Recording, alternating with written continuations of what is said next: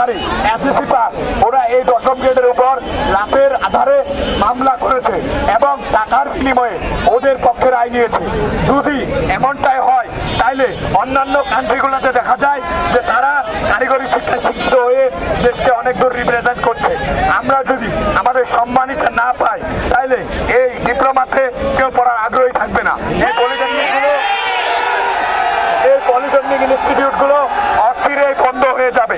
তাই আমরা আমাদের সম্মান ফিরে পেতে আমাদের রাস্তায় নামা এবং আমরা আগামীকাল সারা দেশে 49টা পলিটেকনিক, রেল এবং রাস্তা ব্লকেট করেছিলাম। ঠাকুরগাঁও তো হয়েছিল, তো আমাদের ঠাকুরগাঁও সহ কয়েক জায়গায় পুলিশ কর্তৃক হামলা হয়েছে, রক্তাক্ত হয়েছে এবং সেনাবাহিনী এবং আমাদের একজন শহীদ হয়েছে এবং অনেক ভাইয়ের অবস্থা অনেক ক্রিটিক্যাল। এবং আজকে আমাদের প্রধান উপদেষ্টা বরাবর চিঠি গিয়ে উনি আমাদের সাথে শিক্ষা উপদেষ্টাকে নিয়ে বসার কথা ছিল, কিন্তু উনি আমাদের ডেকে চরম অপমান করা হয়েছে।